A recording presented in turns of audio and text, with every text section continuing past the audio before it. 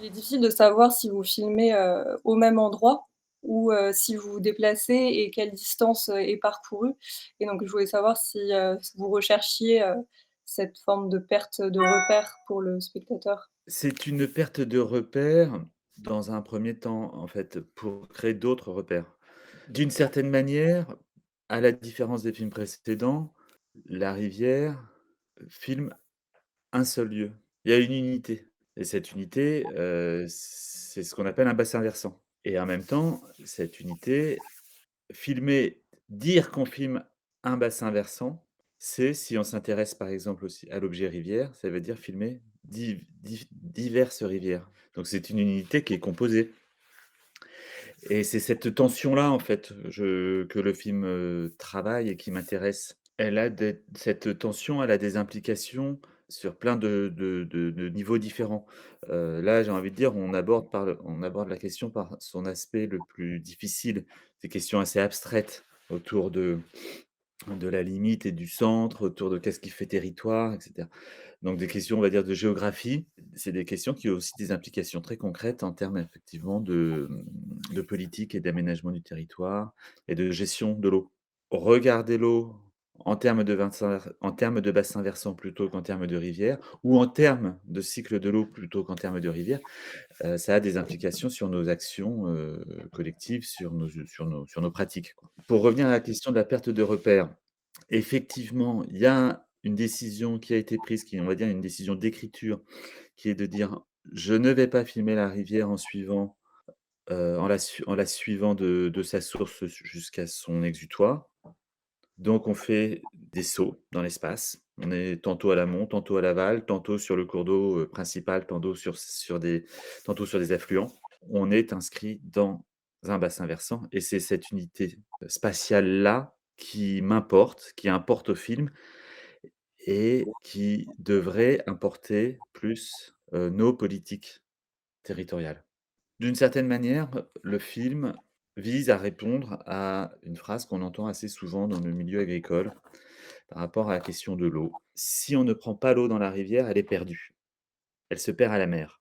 Voilà, voilà le bon sens. Et derrière cette phrase de bon sens, il y a des bassines, il y a des retenues collinaires, il y a un assèchement des nappes phréatiques, il y a un abaissement du niveau des cours d'eau en été, il y a des inondations et il y a une érosion tragique de la biodiversité, aquatique. Mais néanmoins, effectivement, ça semble frapper du coin du bon sens. Mais en tout cas, ce qui est sûr, ce que moi j'ai compris, c'est que pour répondre à cette phrase de bon sens-là, si, je ne prends pas l'eau, elle est perdue parce qu'elle va à l'océan. Il faut changer en fait, les termes, du problème. Il y a, par ailleurs, dans cette phrase de bon sens, il y a tout un tas d'usagers de l'eau qui sont, évacués, enfin même niés. Les animaux et les plantes et les insectes et les microbes et cetera qui vivent dans la rivière. Si je prends pas l'eau, elle est perdue, mais elle est perdue. Elle est perdue pour le champ de maïs, mais elle est pas perdue pour le poisson qui vit dans cette eau. Mais elle est pas perdue non plus pour tout un tas d'autres, acteurs, usagers humains. Donc il y a des gens à l'aval qui ont aussi des usages de l'eau. L'observation d'un réseau hydrographique, c'est quelque chose qui nous aide à penser, qui nous donne des outils aussi pour penser notre organisation. Donc la question de la mise en relation, elle est au cœur de mon travail, je pense. C'est toujours la tension ou l'écart, en fait, que j'essaie de filmer, je crois. J'ai relevé dans, Le Temps des Grâces, il me semble, un des intervenants qui regrette que, les villes effacent, effacent de la conscience des habitants, le territoire et le sens du paysage, naturel et il dit que, il est très important de rester en intelligence avec le lieu. J'ai trouvé cette phrase, très belle qui en fait, veut dire, savoir où on est, enfin l'importance de savoir où on est et j'ai l'impression que, pour vous, savoir où on est, enfin cette question-là, passe par justement à la fois, entendre des personnes, détentrices d'un savoir, lié à leur champ de compétences, nous expliquer où on est et en même temps, dégager ce temps de contemplation, où c'est plus le temps du savoir et de ce savoir. Est-ce que vous envisagez les choses comme ça, un peu comme 2 façons de regarder, Je sais pas, je suis pas sûr je de vous suivre jusqu'au bout. Dans cette notion de regard pur, par exemple, Non, pour moi, il y a pas de regard pur. Alors, en fait, la question du lieu, ce qui est important, c'est de comprendre que ce où on est tout sauf acquis et tout sauf clair et que c'est quelque chose qui est, mouvant, et évolutif. À la fois, tous les lieux à la fois, il y a de la différence et en même temps, il y a pas vraiment d'identité du lieu, quoi. Mais qu'en même temps, on a besoin d'y croire, pour agir ou pour garantir notre propre continuité intérieure, personnelle. Donc c'est ce rapport-là, quoi, entre le dehors et le dedans qui m'intéresse.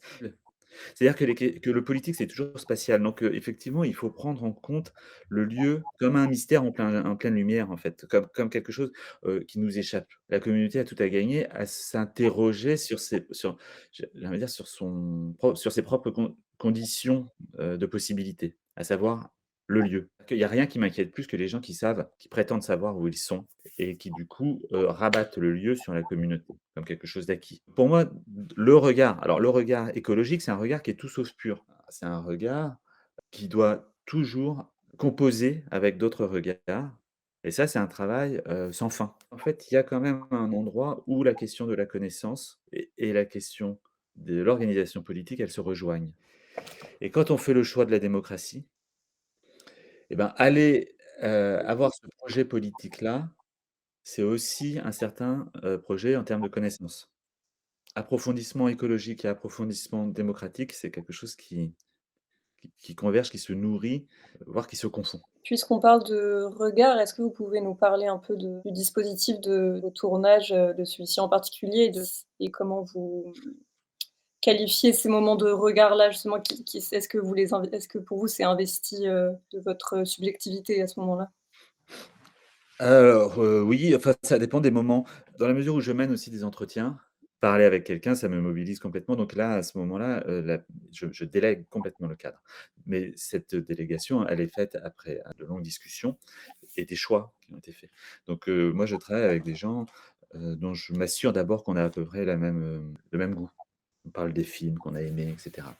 Après sur d'autres plans où il y a pas d'entretien et qui sont des plans d'observation et j'ai envie de dire même de projection en fait dans l'espace, dans la nature, dans les éléments et cetera.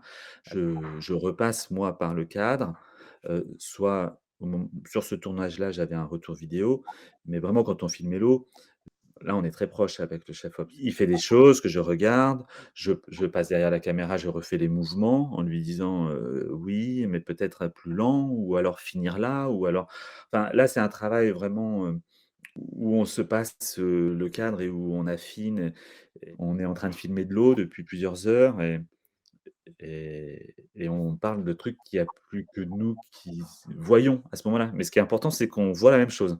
Dans tous ces plans d'eau, moi, je cherche quelque chose que je ne peux formuler que de manière, assez confuse, imparfaite, entre des flux intérieurs et des choses qu'on retrouve dans l'espace. Donc effectivement, j'étais très attiré, j'ai été très troublé par le déplacement du point focal, quoi, dans l'eau, en fait. Enfin, quand on filme la rivière, l'eau qui coule, on ne sait plus ce qu'on voit. On ne sait pas si on voit la surface, le fond ou quelque chose entre les 2. Et cette circulation entre l'opacité et la transparence, c'est quelque chose qui, à la fois, nous questionne sur nos propres flux de conscience. Là, effectivement, ce sont tous ces plans-là, c'est pas des plans que je délègue, c'est des plans qu'on fabrique en en tandem, quoi. Est-ce que vous regrettez que le cinéma s'empare pas plus, n'essaye pas plus, justement de chercher formellement, donner forme un peu plus à l'écologie, Moi, le terme d'écologie, je le rejette pas et je le porte même de plus en plus volontiers, mais en même temps, les références, dans l'écologie politique et cetera, sont des questions qui préexistent très largement à l'écologie elle-même en tant que discipline. C'est un certain goût de la complexité, c'est un goût de la mise en perspective, c'est un goût de la relation. Je creuse mon propre sillon, mon propre questionnement, qui est pas réductible non plus à ce qu'on appelle écologie, militantisme écologique aujourd'hui en France. mmh. Mon écologie, elle se nourrit d'Aldo Léopold, elle se nourrit, de Rousseau, elle se nourrit, de plein de choses.